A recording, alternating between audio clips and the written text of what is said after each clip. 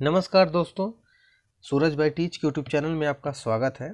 दोस्तों, हम कक्षा 10 के जो कि 16 फरवरी से आपकी परीक्षाएं जो भी प्रस्तावित हैं, उन परीक्षाओं को नज़र में रखते हुए हमने 20 इम्पॉर्टेंट क्वेश्चंस को बनाया है, कलेक्ट किया है। अब वो बहुविकल्पी प्रश्न होंगे जो आपको OMR सीट पे भरनी होगी।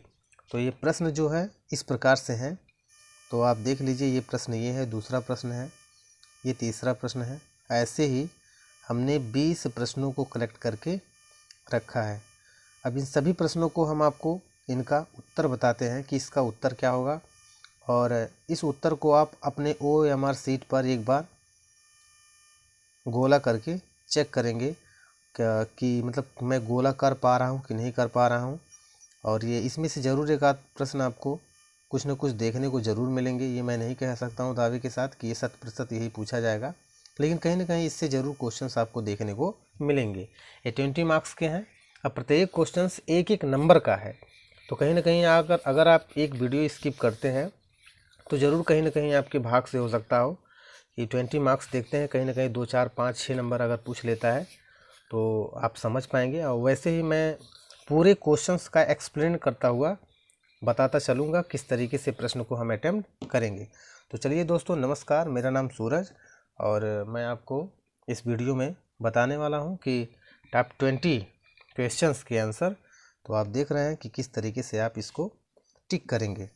तो यहाँ लिखा है कि इसका जो 20 मार्क्स का होगा और ये बहुविकल्पी होगा, जो कि आपको OMR सीट पर सर्कल करना होगा या गोला भरना होगा। तो देखिए, इसी प्रकार से पहला प्रश्न आप देख रहे हैं मित्र, बाबू गुलाब राय किस युग के लेखक हैं? तो ऑप्शन दिया है भारत तेंदु युग, द्विवेदी युग, शुक्ल युग या फिर शुक्लोत्तर युग। तो इसका आंसर हो जाएगा, करेक्ट आंसर, द्विवेदी युग। यानी बाबू गुलाब राय जो है ये द्विवेदी युग के क्या हैं? लेखक हैं। क्वेश्चन नंबर सेकंड पे चलते हैं। लिखा है मित्र कि क्वेश्चन नंबर सेकंड कह रहा है कि चिंतामणि किस विधा की रचना है? निबंध की है, कविता की है, नाटक की है या फिर कहानी का है? तो इसका करेक्ट आंसर हो जाएगा चिंतामणि निबंध, जो कि आचार्य रामचंद्र शुक्ल द्वारा, यानी ये आचार्य रामचंद्र शुक्ल द्वारा लिखा गया है। और यह क्या है? चिंतामणि एक निबंध है। ठीक है, उम्मीद है आपको समझ में आया होगा। क्वेश्चन नंबर थर्ड पे चलते हैं। गबन किसकी रचना है? तो गबन मित्र मुंशी प्रेमचंद की रचना है। क्या है? मुंशी प्रेमचंद की रचना है गबन। क्वेश्चन नंबर चौथे पे चलता हूँ। चौथा कह रहा है शुक्ल युग की समयावधि क्या है? मतलब इसकी समय सीमा क्या है? क्या 1936 से 1943 है, या 1919 से 1938 है, या 1900 से 1918 है, या उपयुक्त में से कोई नहीं? तो इसका करेक्ट आंसर हो जाएगा 1919 से 1938 तक। चलिए क्वेश्चन नंबर 5 देखते हैं। मित्र क्वेश्चन नंबर 5 कह रहा है कि नीड़ का निर्माण फिर किस विधा की रचना है? तो नीड़ का निर्माण हरिवंश राय बच्चन की एक विधा है, जो कि एक आत्मकथा है। क्या है? आत्मकथा है। ये हरिवंश राय बच्चन ने लिखा था। हरिवंश राय बच्चन लिखा था। क्लियर? तो नीड़ का निर्माण हरिवंश राय बच्चन ने लिखा था, जो कि क्या है? एक आत्मकथा है। चलिए क्वेश्चन नंबर 6वां देखते हैं। क्वेश्चन नंबर 6 कह रहा है कि प्रिय प्रवास किस युग की रचना है? प्रिय प्रवास किस युग की रचना है? तो इसका आंसर है द्विवेदी युग है। क्या है? द्विवेदी युग है। अब प्रिय प्रवास किसने लिखा था? तो हरिऔध ने लिखा था। हरिऔध ने लिखा था। क्लियर? चलिए क्वेश्चन नंबर 7वें पे चलते हैं। क्वेश्चन नंबर 7वें पे चलते हैं। मधुशाला किसकी रचना है? तो मधुशाला जो है हरिवंश राय बच्चन की है। किसकी है? हरिवंश राय बच्चन की है। मित्र अगला चलते हैं। क्वेश्चन नंबर 8 क्या कह रहा है कि भारत भारती किसकी रचना है? तो भारत भारती मैथिली शरण गुप्त की रचना है। आगे चलते हैं। क्वेश्चन नंबर 9 क्या कह रहा है कि आधुनिक काल कब से कब तक है? यहाँ देखिए क्वेश्चन नंबर 9, आधुनिक काल कब से कब तक है? तो इसका करेक्ट आंसर हो जाएगा क्वेश्चन आंसर इसका फर्स्ट हो जाएगा 1843 से अब तक है।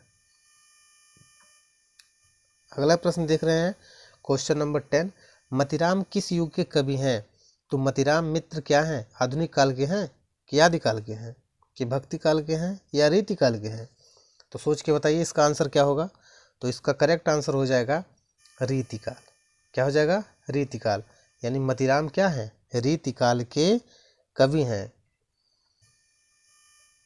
अगला प्रश्न यहाँ आप देख रहे हैं कि रस से संबंधित भी प्रश्न पूछे जा सकते हैं।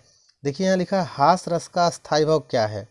तो देखिए हास रस का स्थायी भाव क्या है? हास है। हास रस का स्थायी भाव हास है।